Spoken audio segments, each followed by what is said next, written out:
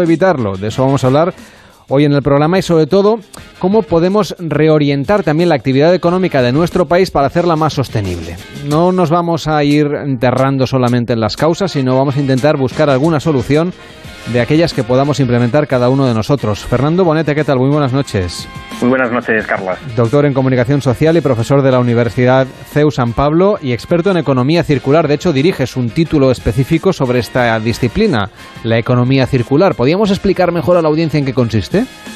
Bueno, pues estoy seguro que sí, aunque para explicar la economía circular primero tendríamos que retrotraernos al actual modelo, el que está vigente en estos momentos y el que está en cierta manera planteando y generando el problema que señala este informe que tú comentabas antes, que es la economía lineal o el modelo económico lineal. Vas a permitir que empiece por ahí para decir que en la economía lineal hay un principio y hay un fin, es decir, se extraen los recursos, de esos recursos se fabrican productos y finalmente los productos se consumen y al final van a la basura, quedan desechados. Bueno, la economía circular quiere acabar con ese fin, de forma que cojamos la línea, la dobleguemos y la convirtamos en un círculo, es decir, que el producto nunca tenga que ser desechado y por lo tanto no haya que extraer tantos recursos naturales y generemos esa huella ecológica que al final hace que nos estemos cargando el planeta. Eso es lo del reciclaje, para entenderlo, ¿no? Bueno, no, es algo que va mucho más allá del reciclaje. De hecho, dentro de la economía circular, aunque se comparte la política de reciclaje, el reciclaje sería casi lo de menos, ¿no? En lo que consiste sobre todo la economía circular es en reparar y reutilizar los productos. Al final, lo malo del reciclaje es que el producto, por mucho que se recicle, al final se va degradando y al final termina en la basura, que es precisamente lo que quiere evitar la economía circular.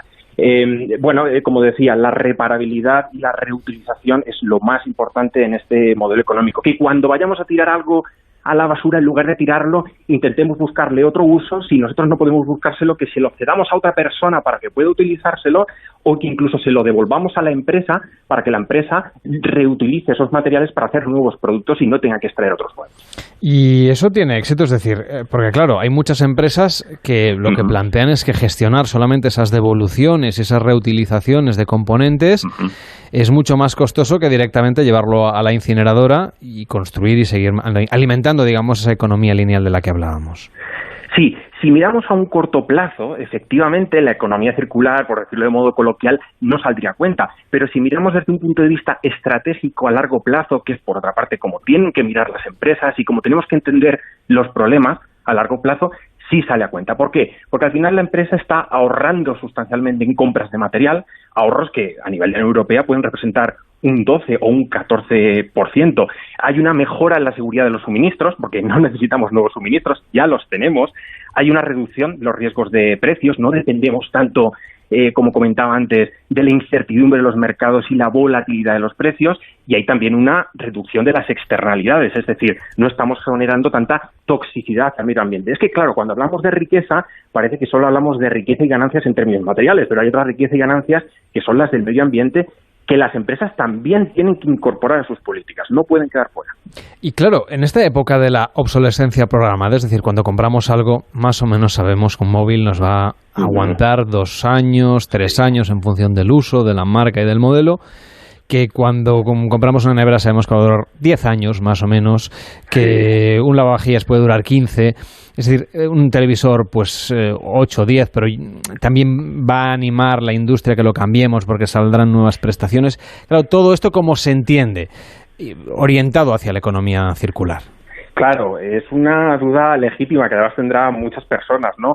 Efectivamente, cuando un aparato o un mecanismo se avería o deja de dar su función, lo que tendríamos que hacer con ese aparato y ese mecanismo es devolvérselo a la empresa para que utilice todos esos materiales y los aproveche para generar nuevos productos. Esto quiere decir que tenemos que cambiar de pensar en consumir a pensar en usar.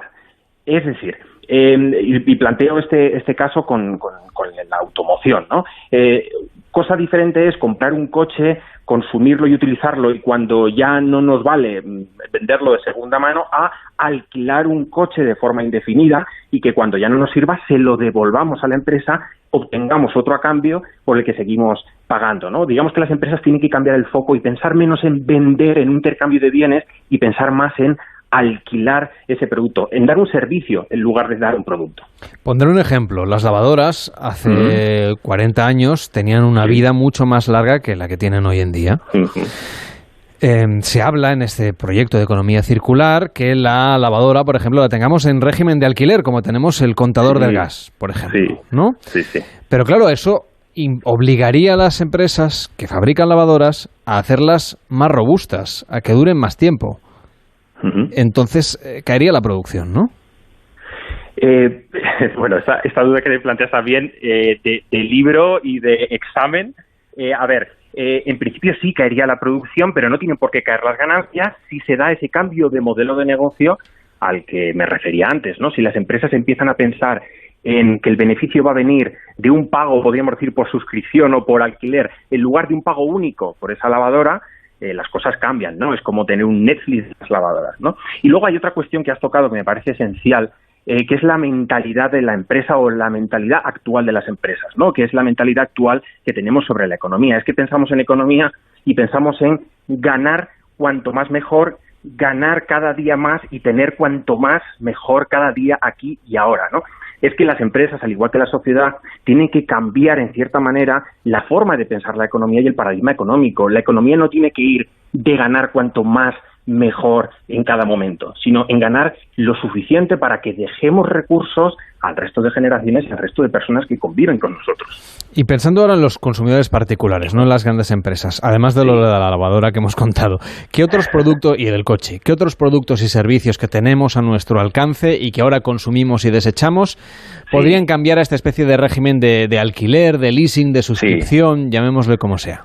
Perfecto. Bueno, prácticamente todos los sectores pueden acoplar en algún momento de su cadena de producción sus procesos a la economía circular, pero entre los más urgentes, y esto lo señala así, de hecho, el Plan de Acción de la Economía Circular de la Unión Europea, tendríamos la electrónica y las tecnologías de la información y la comunicación, tú mismo te has referido antes a ellas, ¿no? Pues la frecuencia programada de los móviles, tendríamos las baterías y vehículos, tendríamos, por supuesto, envases y embalajes. La industria del plástico es uno de los principales objetivos de la economía circular. Los productos textiles, la construcción y la vivienda, y por último la alimentación, pero no tanto en el sentido que le ha dado cierto ministro hace unas semanas, sino más orientado a la reutilización en el caso de envases, vajillas, cubertería de un solo uso, ¿no? Aunque sabemos que ha habido un avance hace poco de que se han prohibido estos plásticos. En cuanto a la ropa, por ejemplo, que es uno de los elementos más contaminantes, que además utilizan muchísimos litros de agua para su producción, etcétera, y que el reciclaje aquí también es un poco complicado. ¿Cómo nos tenemos que imaginar ese consumo de ropa llevado a la economía circular? Porque ahora ya hay tiendas que aceptan prendas teóricamente para ser recicladas, etcétera. Sí, yo creo que un ejemplo paradigmático del efecto de la industria de la moda o de las modas en general es el fenómeno y la práctica del que todos conocemos, porque se ha nombrado mucho, aunque sea en inglés, que es el fast fashion, ¿no? O el consumo rápido de ropa. En el sentido de que al final el comprador apenas viste las prendas que adquiere, ¿no? Porque es la moda de tener un exceso de ítems y el impulso consumista de comprar cuanto más ropa mejor y renovarla cada temporada. Bueno, aquí el consumidor, yo creo que además de las empresas tiene un papel fundamental, tiene que cambiar su mentalidad. No se trata de comprar cuanto más ropa mejor y de renovar la ropa todas las temporadas, ¿no? Sino de comprar ropa de mejor calidad que aguante más, porque entonces generaremos menos residuos textiles, o incluso ropa que una vez acabe su vida útil para nosotros podamos dar a otros para que la aprovechen, ¿no? En este sentido, la economía circular también incluye el cambio de punto de vista de la economía del egoísmo al compartir. Y hay otro concepto fundamental en la industria de la moda y es asociado con lo anterior, el low cost, ¿no? La escasa calidad y durabilidad de los materiales utilizados. Las empresas también tienen que cambiar esta óptica dentro de la economía circular, porque además se les va a exigir en los próximos 10 años que sea así mediante legislación, y tienen que producir materiales mucho más duraderos. Pues ha sido un placer escucharte, Fernando Bonete, doctor en Comunicación Social y profesor de la Universidad CEU San Pablo. Gracias por estar con nosotros y que vaya bien. Buenas noches. Un placer, compañeros. Ojalá el cambio sea posible. Esta cuestión del cambio climático